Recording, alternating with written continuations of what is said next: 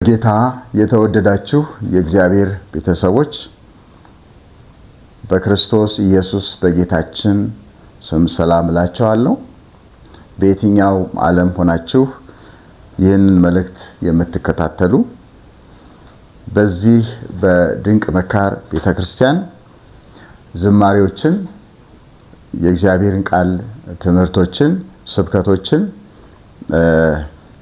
በተለያየ ጊዜ እናስተላልፋለን። እንድትከታተሉ ሌሎችም ደግሞ እንድታስተላልፉ አደራ ማለት እንፈልጋለን። ይህን አገልግሎት በተለያየ መልኩ ደግሞ መደገፍ የምትፈልጉ ሰዎች በቤተክርስቲያኒቷ አካውንት ድጋፍ ማድረግ ትችላላችሁ። አብራችሁ ደግሞ በቅርብ ያላችሁ አብረን ማምለክ እንችላለን። የምክር የጸሎት አገልግሎት የምትፈልጉ ደውላችሁ የምክር የጸሎትን አገልግሎት ልታገኙ ትችላላችሁ። እግዚአብሔር የተባረከ ይሁን። ወደፊት በዚህ አገልግሎት ውስጥ የተጠቀሙ ሰዎችን ምስክርነት የምናቀርብበት ይሆናል እንደ ጌታ ፈቃድ። ክብሩ ለእግዚአብሔር ለአምላካችን ይሁን። ዛሬ ከእግዚአብሔር ቃል የምንመለከተው ከሕዝቅኤል መጽሐፍ ምዕራፍ 37 ከቁጥር 1 እስከ 14 ያለውን ሐሳብ እንመለከታለን። ሕዝቅኤል በምርኮ የነበረ በምርኮኞች መካከል ያለ ተማርኮ በተወሰደበት በምርኮኞች መካከል ባለበት የእግዚአብሔር ቃል መጥቶለት ሰማይ ተከፍቶለት መልእክት የተቀበለና የእግዚአብሔር ራእይ እያስተላለፈ ያለ የእግዚአብሔር ሰው ነው። ሕዝቅኤል ቤተሰቡ የካህን ቤተሰብ ነው። ሕዝቅኤልም መጽሐፍ ቅዱስ እንደሚነግረን ካህን ነው። እንደምታውቁት በምርኮ ሀገር የክህነት አገልግሎት የለም። ቤተ መቅደሱ የለም። ቤተ መቅደሱም ፈርሶ የቤተ መቅደሱ ዕቃም ተማርኳል። በተማረከበት ሁኔታ ውስጥ ነው ያለው። እሱም ምርኮኛ ነው። ካህኑም ምርኮኛ ነው። ካህኑም በምርኮኞች መካከል ተቀምጦ ያለ ሰው ነው። በኮቦር ወንዞች መካከል በምርኮኞች መካከል ተቀምጬ ሳለሁ ነው የሚለው። ስለዚህ ምርኮኛ ነው፣ ካህን ነው። ግን አሁን የእግዚአብሔር ቤተ መቅደስ በሌለበት፣ እግዚአብሔር በማይታወቅበት በባቢሎን ምድር፣ በባዕድ ምድር፣ ጣዖታት በሞሉበትና ጣዖታት በሚመለኩበት ምድር፣ በጨለማው ዓለም እግዚአብሔር ኪዳን ያለበትን ሕዝብ ምንም ያህል በአመፁ ምክንያት፣ ባለመታዘዙ ምክንያት፣ በክፋቱ ምክንያት፣ በእንቢተኝነቱ ምክንያት እግዚአብሔር ለከለዳውያን አሳልፎ ለባቢሎን ንጉሥ አሳልፎ ቢሰጠውም ምርኮኛም ቢሆንም እግዚአብሔር ኪዳን ያለበት ሕዝብ ነውና ካህኑም በዚያ ተማርኳልና እግዚአብሔር ሰማያትን ከፍቶ ሲያነጋግረው እንመለከታለን። ለነቢይነት አገልግሎት እንደገና አገልግሎቱን ለነቢይነት አገልግሎት ሲጠራው እናያለን። እንደዚህ ይላል። በ30ኛው ዓመት ይላል ምዕራፍ 1 ላይ ቁጥር 1 እስከ 3 በ30ኛው ዓመት በ4ኛው ወር ከወሩም በ5ኛው ቀን በኮቦር ወንዝ በምርኮኞች መካከል ሳለው ይላል። በምርኮኞች መካከል ሳለው ሰማያት ተከፈቱ ይላል። ክብር ለእግዚአብሔር ይሁን። በጨለማው ዓለም ላይ የእግዚአብሔር ስም በማይታወቅበት፣ እግዚአብሔር በማይታወቅበት፣ በማይመለክበት፣ ብዙ ጣዖታት በሞሉበት እግዚአብሔር ኪዳን ያለው ሕዝብ አለና እነሆ ካህኑ አለና እግዚአብሔር ኪዳኑን የሚያከብር አምላክ ነውና ሰማያትን ከፍቶ ሲያናግረው የእግዚአብሔር ራእይ ሲያይ እናያለን። የሕዝቅኤል ዓይኖች ተከፈቱ፣ ራእይ ማየት ጀመረ። ሕዝቅኤል ከዚህ በፊት የክህነት አገልግሎት እንጂ የራእይ አገልግሎት የነቢይነት አገልግሎት አልነበረውም። አሁን ግን እግዚአብሔር ዓይኑን ከፍቶ ራእይ ሲያሳየው እናያለን። ንጉሡ ዮአኪን በተማረከ በ5ኛው ዓመት ከወሩም በ5ኛው ቀን የእግዚአብሔር ቃል በከለዳውያን አገር በኮቦር ወንዝ ወደ ቡዝ ልጅ ወደ ካህኑ ወደ ሕዝቅኤል መጣ ይላል። ወደ ቡዝ ልጅ ወደ ካህኑ ወደ ሕዝቅኤል መጣ ይላል። የእግዚአብሔርም እጅ በዚያ በእኔ ላይ ሆነች፣ እኔም አየሁ ይላል። የእግዚአብሔር እጅ፣ የእግዚአብሔር መንፈስ እግዚአብሔር ወደ ካህኑ ወደ ሕዝቅኤል መጣና አሁን ዓይኖቹን ከፍተው ያሳየው ጀመር። የእግዚአብሔር እጅ በዚያ በእኔ ላይ ሆነች፣ እኔም አየሁ።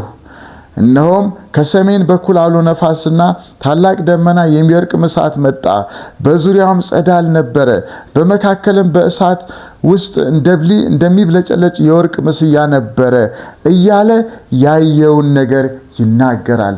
የሚያስገርም የእግዚአብሔር ክብር፣ የሚያስገርም የእግዚአብሔርን ታላቅነት ያያል። ይህን ራእይ ነው ያየው። ከዚህ በኋላ ሕዝቅኤል በመንፈስ ሲሄድ ታያላችሁ። የእግዚአብሔር መንፈስ እየመራው እያሳየው ሲሄድ ታያላችሁ። ምዕራፍ 37 ላይ ልምጣና እግዚአብሔር ለሕዝቅኤል ያሳየው ነገር ምንድን ነው? ለሕዝቅኤል ያሳየው ነገር ምንድን ነው? የእግዚአብሔርም እጅ በላይ ነበረ ይላል። ቁጥር 3 ከ1 እስከ 3 አነባለሁ። የእግዚአብሔርም እጅ በላይ ነበረ፣ እግዚአብሔርም በመንፈሱ አወጣኝ፣ አጥንቶችም በሞሉባት ሸለቆ መካከል አኖረኝ፣ በእነርሱም አንጻር በዙሪያቸው አሳለፈኝ። እነሆም በሸለቆ ፊት እጅግ ብዙ ነበሩ፣ እነሆም እጅግ ደርቀው ነበረ ይላል። ቁጥር 1 እና 2 ያነበብኩላችሁ። የእግዚአብሔር እጅ ወዴት ወሰደው? ወደ ሸለቆ ውስጥ ወሰደው። በሸለቆ ውስጥ ምን አሳየው? እነሆ አጥንቶች አሳየ። ብዙ አጥንቶች፣ እጅግ ብዙ የሆኑ አጥንቶች በሸለቆ ውስጥ ነበሩ ይላል። እጅግ ብዙ ነበሩ ይላል እና አጥንቶች ነበሩ። እነዚህ አጥንቶች ደግሞ እጅግ ደርቀው ነበር ብሎ ይናገራል። እጅግ የደረቁ አጥንቶች፣ እጅግ ብዙ የሆኑ አጥንቶች በሸለቆ ውስጥ ነበሩ ይላል። አጥንቶች የሞሉበት ሸለቆ ይላል። ይህን በራእይ ነው ያለው የሚያየው። ይህን በመንፈስ ነው የሚያየው። የሚገርም ነገር ነው። ይህን ሲያይ ሕዝቅኤል እንዴት አይነት ስሜት እየተሰማው እንዳለ ለማሰብ አያዳግትም። ከባድ ነው። አጥንቶች ብቻ ናቸው፣ የደረቁ አጥንቶች ደግሞ ብዙ። ይሄ ብቻ አይደለም። እግዚአብሔር አንድ ጥያቄ ጠየቀው። ቁጥር 3 ላይ እግዚአብሔር ጥያቄ ጠየቀው። እነዚህ ያያቸው እጅግ ብዙ የሆኑ እጅግ ደርቀው ያሉ አጥንቶች በሕይወት መኖር ይችላሉ ወይ ብሎ ጠየቀው። ያየው ነገር እያስደነቀው እያለ ወደ እነዚህ ወደ ደረቁ አጥንቶች ወደ ሞሉበት ሸለቆ እንደ ሰው ይጠይቃል። ግን እግዚአብሔር ሊጠይቀው እሱ በጥያቄ ውስጥ እያለ ምናልባትም አስደንጋጭ ሁኔታ ነው ለሕዝቅኤል። ግን እግዚአብሔር አንድ ጥያቄ ጠይቀው። ሕዝቅኤል እነዚህ አጥንቶች በሕይወት ይኖራሉን ብሎ ጠየቀው። እኔና እናንተ ብንጠየቅ ምን ይሆን መልሳችን? ምናልባት ምን ማለት ነው እግዚአብሔር? አጥንት ነው ያለው ደግሞ እጅግ የደረቀ እንዴት በሕይወት ይኖራሉ ብለህ ትጠይቀኛለህ ልንል እንችላለን። እንዴት ይቻላል ልንል እንችላለን። ለእግዚአብሔር ግን ይቻላል። እግዚአብሔር ይችላል። ሕዝቅኤል የመለሰው ምላሽ አስደናቂ ነው። ብልሃት የተሞላበት፣ ጥበብ የተሞላበት፣ ማስተዋል የተሞላበት የእግዚአብሔር ዕውቀት የእግዚአብሔር ፍርሃት የተሞላበት ምላሽ ሰጠ። ሕዝቅኤል እንደዚህ አለ፣ ጌታ እግዚአብሔር ሆይ አንተ ታውቃለህ። ጌታ እግዚአብሔር ሆይ አንተ ታውቃለህ። አንተ ጌታ ነህ። አንተ እግዚአብሔር ነህ። አንተ ሁሉን የምትችል ነህ።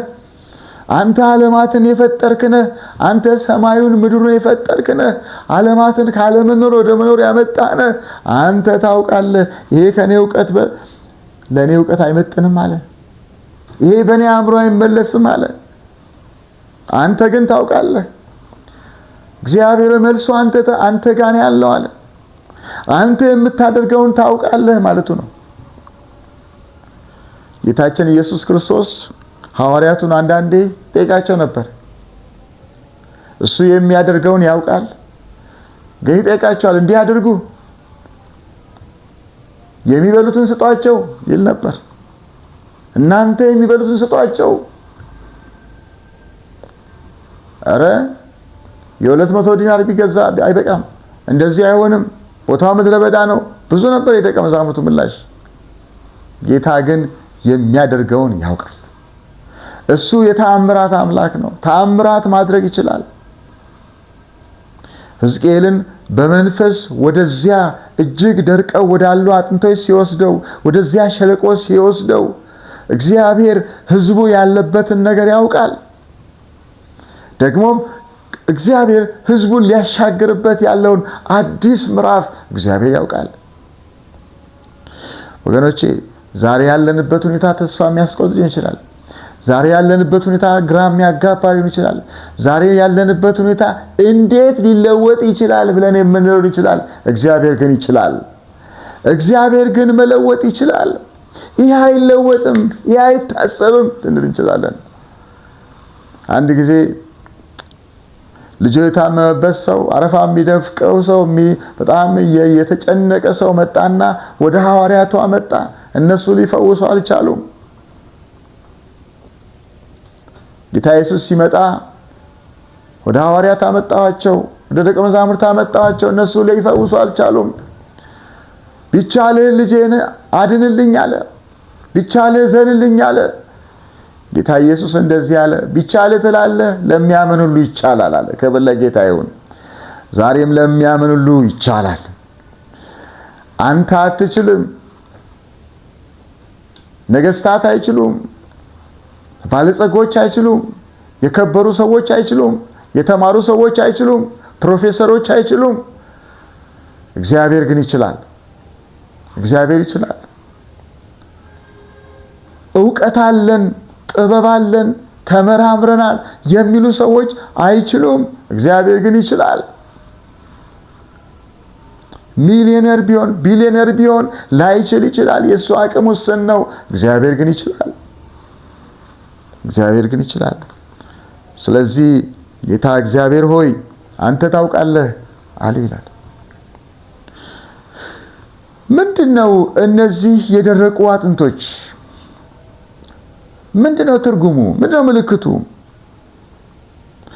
ይህ የሚያሳየው የእስራኤልን ሕዝብ ነው የሚያሳየው። የእስራኤል ሕዝብ በዚያ በከለዳውያን ምድር በምርኮ ሀገር ውስጥ በባቢሎን ሆነው እየተናገሩ ያሉበትን ሁኔታ ነው የሚያሳየው።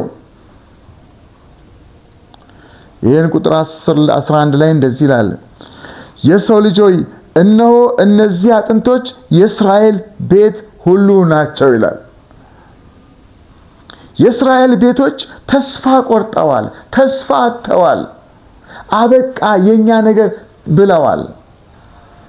የኛ ነገር እዚሁ ሊሆን ነው፣ አበቃልን፣ ተስፋ የለንም፣ ዞር ብሎ የሚያየን የለም፣ እግዚአብሔር ትቶናል እያሉ ያሉት። እግዚአብሔር ትቶናል። አጥንቶቻችን ደርቀዋል፣ ተስፋችንም ጠፍቷል፣ ፈጽመንም ተቆርጠናል። በቃ እግዚአብሔር ትቶናል፣ እግዚአብሔር ረስቶናል፣ ከእግዚአብሔር ተቆርጠናል፣ ተለይተናል። እግዚአብሔር አሁን እኛን አያስብም ብለው ያሉት። ጠውልገናል፣ ከስተናል፣ ተጎሳቁለናል፣ ህይወታችን ይሄ ነው እያሉ ያሉት። ተስፋ የለንም እያሉ ያሉት። ተስፋ ቆርጠዋል፣ ተጨንቀዋል፣ ከእግዚአብሔር ርቀዋል፣ ከመቅደሱ ርቀዋል። ምንም የሚታይ ተስፋ በሌለበት ሁኔታ ውስጥ ነው ያሉት። በመዝሙረኛው ሲጻፍ የማረኩን የጽዮንን መዝሙር ከኛ ፈለጉ አለ። የጽዮንን መዝሙር፣ የሀገራችሁን መዝሙር፣ የቅድስቷን ሀገር መዝሙር ዘምሩልን አሉ። እንዴት ይሆንልናል በባዕድ ምድር አሉ። እንዴት ይሆንልናል? ተስፋ የቆረጠ ህዝብ፣ ማላገጫ የሆነ ህዝብ፣ የተጣለ ህዝብ። ስለዚህ የአጥንቶቹ ትርጉም ይሄ ነው። ዛሬ ተስፋ የቆረጣችሁ፣ ዛሬ አበቃልን ያላችሁ፣ የኔ ነገር ምንም ተስፋ የለውም ያላችሁ፣ እያያችሁ ያላችሁ፣ ያለውበትን አታይም የምትሉ እግዚአብሔር ያያል፣ እግዚአብሔር ይሰማል። በልባችሁ የምታንጎራጉሩትና የምታጉረመርሙትን እግዚአብሔር ይሰማል። እግዚአብሔር ይሰማል። እግዚአብሔር ደግሞ መስማት ብቻ አይደለም፣ እግዚአብሔር ማየት ብቻ አይደለም፣ እግዚአብሔር ደግሞ ይመጣል። ክብር ለእግዚአብሔር ይሁን። እግዚአብሔር አያቸው፣ እግዚአብሔር ሰማቸው። እግዚአብሔር አየ ህዝቤ አሁን የሚናገሩትን፣ አሁን ያሉበት ነገር ይሄ ነው አለ። ስለዚህ እግዚአብሔር ለህዝቡ ሲመጣ እንመለከታለን። ሕዝቅኤል እንደዚህ ያለው፣ በእነዚህ አጥንቶች ላይ ትንቢት ተናገር አለው። ትንቢት ተናገር በእነዚህ ብዙ በሆኑ አጥንቶች፣ አዎ እጅግ ደርቀው ባሉ አጥንቶች፣ አዎ ትንቢት ተናገርባቸው። ዛሬ በራሳችሁ ላይ ተስፋ መቁረጥን፣ ምሬትን የምትናገሩ ሰዎች ዛሬ እንደ እግዚአብሔር ሰው እነግራችኋለሁ፣ እግዚአብሔር ታሪካችሁን ይቀይራል። እግዚአብሔር ምዕራፋችሁን ይቀይራል። እግዚአብሔር ህይወታችሁን ይቀይራል። እግዚአብሔር ስፍራ ለውጥ ያደርጋል። የስፍራ ለውጥ ያደርጋል። የአድራሻ ለውጥ ያደርጋል። አዲስ ነገር ማድረግ እግዚአብሔር ይጀምራል። ክብር ለጌታ ይሁን። ስለዚህ እግዚአብሔር እንደዚህ አለ፣ እናንተ የደረቃችሁ አጥንቶች ሆይ የእግዚአብሔርን ቃል ስሙ። ጌታ እግዚአብሔር ለእነዚህ አጥንቶች እንዲህ ይላል፣ እነሆ ትንፋሽን አገባባቸዋለሁ፣ በሕይወትም ትኖራላችሁ። ጅማትም እሰጣችኋለሁ፣ ሥጋን አወጣባቸዋለሁ፣ በእናንተም ላይ ቁርበትን እዘረጋለሁ። ትንፋሽንም አገባባቸዋለሁ፣ በሕይወትም ትኖራላችሁ። እኔም እግዚአብሔር እንደሆነው ታውቃላችሁ። ክብር ለጌታ ይሁን። እግዚአብሔር ባንተ ይታወቃል። እግዚአብሔር ባንቺ ይታወቃል። እግዚአብሔር በቤት ይታወቃል። እግዚአብሔር በአገልግሎት ይታወቃል። እግዚአብሔር በኑሮ ይታወቃል። እግዚአብሔር በዘመን ይታወቃል። እግዚአብሔር ይታወቃል። ክብር ለጌታ ይሁን። እኔ እግዚአብሔር እንደሆነው ታውቃላችሁ። እግዚአብሔር ይታወቃል። በቤት ይታወቃል። በኑሮ ይታወቃል። በስራ ቦታ ይታወቃል። በተጎሳቆልክበት፣ ተስፋ በቆረጥክበት እግዚአብሔር ብድግ አድርጎ አንተን ማሻገር፣ ያንተን የህይወት ምዕራፍ መቀየር፣ የኑሮ ምዕራፍ መቀየር፣ የአገልግሎት ምዕራፍ መቀየር እግዚአብሔር ይችላል። ክብር ለጌታ ይሁን። ክብር ለጌታ ይሁን። እግዚአብሔር ይችላል። እግዚአብሔር ያውቃል። ዛሬ ያለህበት ሁኔታ እግዚአብሔር ያውቃል። ነገን የሚያውቅ እግዚአብሔር፣ ነገህን የሚያውቅ እግዚአብሔር፣ እሱ እግዚአብሔር፣ መሐሉን ያልነገረ እግዚአብሔር፣ መሐሉን እግዚአብሔር አይናገር። 70 ዓመት በተፈጸመ ጊዜ ወደ ምድራችሁ መልሳችኋለሁ ያለ እግዚአብሔር ዛሬ ብዙ የሚያጭበረብር ብዙ የስተት መልእክቶች ልሰማ ትችላለህ። ግን የእግዚአብሔር ቃል እግዚአብሔር ታድሰዋለሁ። እግዚአብሔር እንደገና ነገሮችን መቀየር ይችላል። ክብር ለእግዚአብሔር ይሁን። ቁጥር 7 ላይ ሲናገር እንዳዘዘኝም ትንቢት ተናገርኩ ይላል። ዛሬ የእግዚአብሔር ሰዎች ሆይ እግዚአብሔር ሲናገር እንናገር። እግዚአብሔር ዝም ካለ ዝም እንበል። እግዚአብሔር ሲናገር እንናገር። እግዚአብሔር ተናገር ካለ ተናገር። እግዚአብሔር ዝም ካለ ዝም በል። ነቢዩ እግዚአብሔር እንዳዘዘው ትንቢት ተናገረ። ሲናገርም ድምፅ ሆነ ይላል። እነሆም መናወጥ ሆነ ይላል። አጥንቶችም አጥንት ከአጥንት ጋር ተቀራረቡ ይላል። እኔም አየሁ፣ እነሆም ጅማት ነበረባቸው ይላል።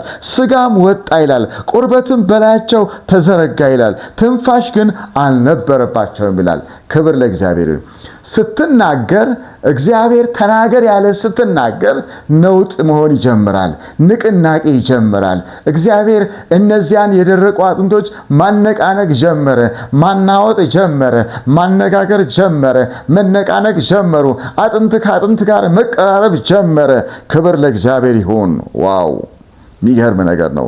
ጅማት ነበረባቸው፣ ስጋም ወጣ፣ ቁርበትም በላያቸው ተዘረጋ፣ ትንፋሽ ግን አልነበረባቸውም ይላል። ክብሩን እግዚአብሔር ይውሰድ። ክብር ለእግዚአብሔር ይሁን። ዋው! እግዚአብሔር አዳምን ሲፈጥረው ሲሰራው ከአፈር አበጀውና የሕይወትን እስትንፋስ እፍ ሲልበት ነው ምን የሆነው? ሕያው ነፍስ ያለው የሆነው ነው። እነዚህ አጥንቶች ጅማት ለብሰዋል፣ ስጋ ለብሰዋል፣ እነሆ ተቀራርበዋል፣ ተያይዘዋል፣ ግን ትንፋሽ አልነበረባቸውም።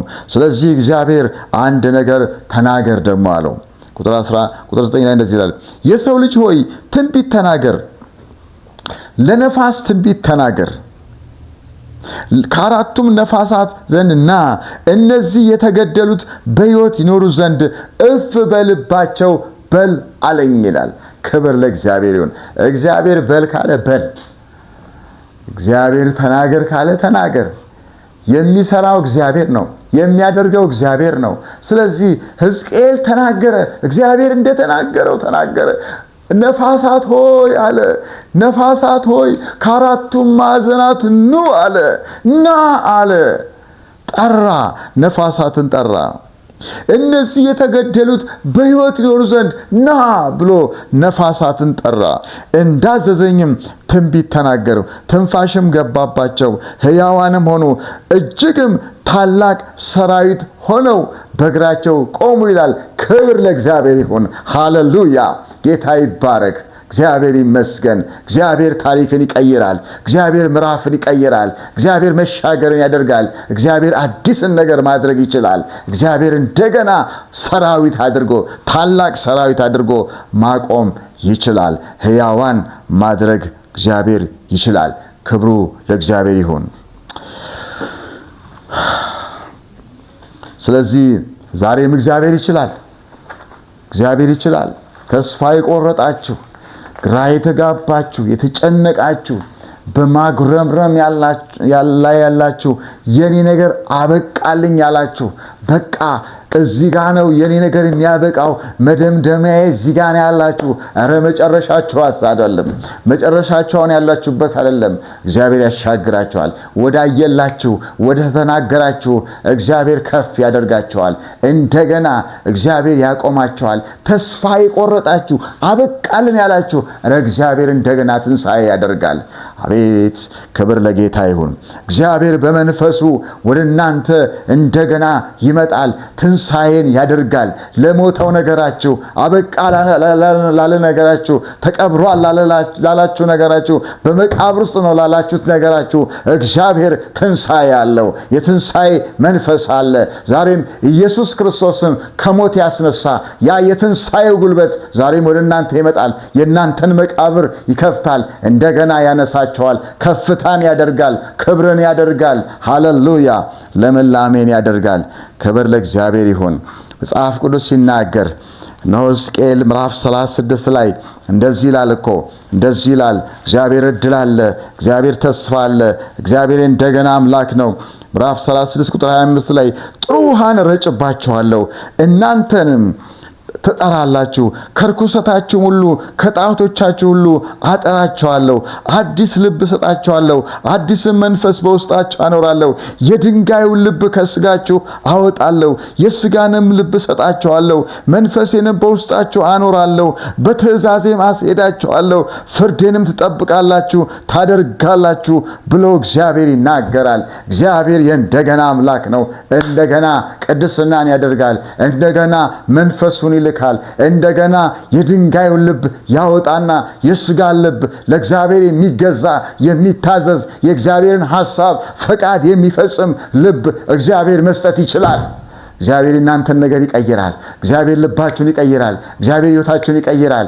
ዛሬ እግዚአብሔር በለውጥ ወደ ሕይወታችሁ ይመጣል። ይህን መልእክት ዛሬ የምትሰሙ ሰዎች ምናልባት አንዳንዶቻችሁ ወደ ኋላ የተመለሳችሁ፣ ከእግዚአብሔር መንገድ የራቃችሁ፣ ከእግዚአብሔር ሕይወት የራቃችሁ፣ ከቤተ ክርስቲያን የራቃችሁ፣ ከእግዚአብሔር ቃል የራቃችሁ ዛሬ ተመለሱ። እግዚአብሔር የእንደገና አምላክ ነው። እንደገና እድልን ይሰጣችኋል። እግዚአብሔር እንደገና ሕይወታችሁን ያድሳል። እንደገና እግዚአብሔር ልባችሁን በመንፈሱ ኃይል ይቀይረዋል። እንደገና እንደ ሰራዊት ያቆማቸዋል። ክብሩ ለእግዚአብሔር ይሁን። እግዚአብሔር እንደገና አምላክ ነው። ስለዚህ እግዚአብሔር በሕዝቅኤል አማካኝነት ይህን ተናገረ። ስለዚህ እንደዚህ ይላል ቁጥር 12 ላይ ስለዚህ ትንቢት ተናገር እንዲህም በላቸው፣ ጌታ እግዚአብሔር እንዲህ ይላል፣ ሕዝቤ ሆይ እነሆ መቃብራችሁን ከፍታለሁ፣ ከመቃብራችሁም አወጣችኋለሁ፣ ወደ እስራኤልም ምድር አገባችኋለሁ ብሎ ይናገራል። ሕዝቤ ሆይ መቃብራችሁን ከፍታለሁ፣ ከመቃብራችሁ አወጣችኋለሁ፣ እነሆ ወደ ምድራችሁ እመልሳችኋለሁ ይላል እግዚአብሔር። እግዚአብሔር መመለስን ያደርጋል። እግዚአብሔር እነሆ የተበታተነውን ነገራችንን፣ የተበታተነውን ቤታችንን፣ የተበታተነውን ትዳራችንን፣ የተበታተነውን ተበትኗል ያልነውን ነገር እግዚአብሔር እንደገና መመለስ፣ ማደስ፣ ማንሳት፣ ማቆም እግዚአብሔር ይችላል። እግዚአብሔር የእንደገና አምላክ ነው። ክብር ለእግዚአብሔር ይሁን። ሃሌሉያ! ጌታ የተባረከ ይሁን። ስለዚህ እግዚአብሔር እንደገና ወደ ጓዳችሁ፣ እንደገና ወደ ሕይወታችሁ፣ እንደገና ወደ አገልግሎታችሁ፣ እንደገና ወደ ህልማችሁ፣ እንደገና ወደ ራእያችሁ እንደገና እግዚአብሔር ይመልሳችኋል። ክብሩ ለእግዚአብሔር ለአምላካችሁ ይሁን። የእግዚአብሔር መንፈስ ይመጣል። ነገሮች ይቀየራሉ። አይሆንም፣ አይቻልም ብላችሁ የተቀመጣችሁ ሰዎች እግዚአብሔር ይችላል። እግዚአብሔር ታሪካችሁን መቀየር ይችላል። እግዚአብሔር የኔ ነገር አብቅቷል፣ ሞቷል ባላችሁበት ነገር ላይ እግዚአብሔር ይመጣል። እነ ማርያምና ማርታ እኮ አበቃ እኮ አሉ። አሁን አራት ቀን ሆኖታል አሉ። አሁን ይሸታል እኮ አሉ። ኢየሱስ ግን መጣና አልዓዛርን ጠራው። ዛሬም የእናንተን ነገር ይጠራዋል። ሞት ያላችሁትን፣ አበቃ ያላችሁትን፣ ተቀበረ ያላችሁትን እግዚአብሔር እንደገና ይጠራዋል። እግዚአብሔር የእንደገና አምላክ ነው። እንደገና እግዚአብሔር ትንሣኤን በሕይወታችሁ ያደርጋል። የትንሣኤ መንፈስ ሕይወታችሁን ይቀይረዋል። ታሪካችሁን ይቀይረዋል። ምዕራፋችሁን ይቀይረዋል። ጨለማችሁን ይገፈዋል። አዲስ ምዕራፍ፣ አዲስ ዝማሬ፣ አዲስ ምስጋና፣ አዲስ አምልኮ፣ አዲስ አገልግሎት፣ አዲስ ያልተለማመነው ነገር ውስጥ እግዚአብሔር ማስገባት ይጀምራል። ክብር ለእግዚአብሔር ለአምላካችን ይሁን። እግዚአብሔር የእንደገና አምላክ ነው። የሚገርማችሁ ይሁዳና 12ቱ የእስራኤል ነገዶች ሁለቱ ለብቻ ነበሩ፣ የይሁዳ ነገዶች። እንደገና 10 ነገዶች ነበሩ። ከዚህ በኋላ ግን እግዚአብሔር እንደዚህ ያደርጋል። የተበታተነውን አንድ ያደርጋል። በአንድነት እግዚአብሔር እንዲያመልኩ፣ በአንድነት የእግዚአብሔርን ቤተ መቅደስ እንዲሰሩ እግዚአብሔር ያደርጋል። ልዩነትን ያፈርሳል። እግዚአብሔር በተአምራት ይመጣል። እግዚአብሔር ወደ ምድራችን ይመጣል። እግዚአብሔር ወደ ቤተ ክርስቲያን ይመጣል። እግዚአብሔር ወደ ቤተሰብ ይመጣል። እግዚአብሔር ወደ ግለሰብ ይመጣል። እግዚአብሔር ወደ ሀገር ይመጣል። እግዚአብሔር ወደ ሀገር ይመጣል። ታሪክን ይቀይራል። የእግዚአብሔር መንፈስ ታሪክን መቀየር ይችላል። አዲስ ነገር ማድረግ ይጀምራል። የምድራችን ተስፋ የቆረጥንበትን ነገር እግዚአብሔር በቃ ያልነውን ነገር፣ አበቃ ያልነውን ነገር ተስፋ ቆርጠን ከዚህ በኋላ የምድራችን ነገር ብለን የቆረጥንበትን የትውልድን ነገር ተስፋ የቆረጥንበት ነገር እግዚአብሔር በትንሣኤው መንፈስ እንደገና መቀየር ይችላል። እንደዚህ ይላል መጽሐፍ ቅዱስ፣ መንፈሴንም በውስጣችሁ አሳድራለሁ፣ እናንተም በሕይወት ትኖራላችሁ፣ በገዛ ምድራችሁ አኖራችኋለሁ፣ እኔም እግዚአብሔር እንደሆኑ እንደተናገሩ እንዳደረግኩም ታውቃላችሁ ይላል እግዚአብሔር። እግዚአብሔር ተናግሯል፣ ይሆናል። እግዚአብሔር ተናግሯል፣ ያደርጋል። እንደተናገረ ይሆናል፣ እንደተናገረ ይሆናል። እግዚአብሔር የምድራችንን ታሪክ ይቀይራል፣ የከተማችንን ታሪክ ይቀይራል፣ የቤተሰብን ታሪክ ይቀይራል፣ የአብያተ ክርስቲያናትን ታሪክ ይቀይራል። እግዚአብሔር በመንፈሱ እግዚአብሔር መቀየር ይጀምራል። እግዚአብሔር የማይቻለውን ይችላል። በሰው ዘንድ የማይቻል በእግዚአብሔር ዘንድ ይቻላል። እነሆ እንደ ሕዝቅኤል እኛም እንደዚህ እንበል፣ ጌታ እግዚአብሔር ሆይ አንተ ታውቃለህ። የምድራችንን ነገር ነው ጌታ እግዚአብሔር ሆይ አንተ ታውቃለህ። የከተማችንን ነገር ነው ጌታ እግዚአብሔር ሆይ አንተ ታውቃለህ። ነገሮች ምስቅልቅል ባሉበት፣ ኢኮኖሚው፣ ፖለቲካው፣ ብዙ ነገሮች ባልተመቹበት ሁኔታ ውስጥ እግዚአብሔር ግን በሉዓላዊነቱ ወደ ምድራችን ይመጣል። በሉዓላዊነቱ ወደ ከተማችን ይመጣል። በሉዓላዊነቱ ወደ መንደራችን ይመጣል። በሉዓላዊነቱ ወደ ቤታችን፣ ወደ ኑሯችን ይመጣል። በሉዓላዊነቱ ተስፋ ወደ ቆረጥንበት ነገር፣ አይቻልም ወዳልነው ነገር ይመጣል። እግዚአብሔር ዘንድ ይቻላል። ለሚያምን ሁሉ ይቻላል። እንደዚህ እንበል፣ ጌታ እግዚአብሔር ሆይ አንተ ታውቃለህ። ክብር ለእግዚአብሔር ለአምላካችን ይሁን። እንጸልያለን። ሃሌሉያ ሃሌሉያ። እናከብርሃለን። ስለ ምድራችን አንተ ታውቃለህ። ስለ ከተማችን አንተ ታውቃለህ። ስለ ሁሉ አንተ ታውቃለህ። ስለ ሰሜኑ አንተ ታውቃለህ። ስለ ደቡቡ አንተ ታውቃለህ። ስለ ምስራቁ አንተ ታውቃለህ። ስለ ምዕራቡ አንተ ታውቃለህ። ስለ አህጉራችን አንተ ታውቃለህ። ስለ ዓለም ሁሉ ሕዝብ አንተ ታውቃለህ። አቤቱ ጌታ ሆይ ስለ አብያተ ክርስቲያናት፣ ስለ ቤተ ክርስቲያን አሁን ምስቀልቀል ስላለው ነገር፣ ስለ የትኛውም ነገር አንተ ታውቃለህ። በአንተ እውቀት ውስጥ ሁሉ ስላለ፣ አንተ የሁሉ ገዢ ስለሆንክ፣ የወደድከውን በሰማይና በምድር ስለምታደርግ፣ ከልካይ ስለሌለ ጌታ እግዚአብሔር ሆይ እናመሰግንሃለን። ለአንተ እውቀት ሁሉን አሳልፈን ሰጠን። ኢትዮጵያን አሳልፈን ሰጠን። የኢትዮጵያን ከተሞች ለአንተ አሳልፈን ሰጠን። ሰሜኑን ለአንተ አሳልፈን ሰጠን። ደቡቡን ለአንተ አሳልፈን ሰጠን። ምስራቁን፣ ምዕራቡን ለአንተ አሳልፈን ሰጠን። አምላካችን ቅዱስ እግዚአብሔር ሆይ ምድሪቱን የሚገዙ ምድሪቱን የሚያስተዳድሩትን አብያተ ክርስቲያናትን የሚመሩትን ለአንተ አሳልፈን ሰጠን። አምላክ ሆይ ባንተ እውቀት በምድራችን ላይ ስለምትሰራ፣ እግዚአብሔር ባንተ እውቀት ስለምትገለጥ ጌታ እግዚአብሔር ሆይ እናመሰግንሃለን። ክብር ሁሉ በሰማይና በምድር ላንተ ይሁን። በሰው ዘንድ የማይቻል፣ በእኛ ዘንድ የማይቻል፣ በታላላቆች ዘንድ የማይቻል፣ በኃያላን ዘንድ የማይቻል፣ በነገስታት የማይቻል እግዚአብሔር ሆይ ባንተ ዘንድ ይቻላል። አንተ ትችላለህ ጌታ ሆይ። ለምትችለው ጌታ ምድራችን አሳልፈን ሰጠን። ሁሉን አሳልፈን ሰጠን። ስለሰማን ተመስገን። ክብር በሰማይ ክብር በምድር ላንተ ይሁን። ሃሌሉያ። ተባረክ፣ ከፍ ከፍ በል። ሃሌሉያ ሃሌሉያ ሃሌሉያ። ሁሉን የምትችል ሁሉን የምትገዛ እግዚአብሔር አቤቱ አንተ እግዚአብሔር በመንፈስ ነገሮችን መቀየር የምትችል እግዚአብሔር መንፈስህን በምድራችን ላይ እንድትልክ ጸልያለሁ።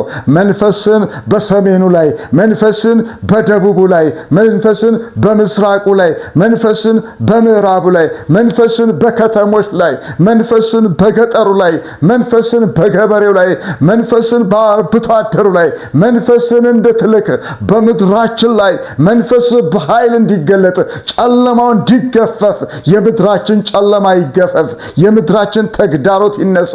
ይህን ስለምታደርግ እናመሰግናለን። ክብር ለአብ፣ ክብር ለወልድ፣ ክብር ለመንፈስ ቅዱስ ለአንድ አምላክ ይሁን በጌታ በኢየሱስ ክርስቶስ ስም አሜን፣ አሜን፣ አሜን። ብለስ ዩ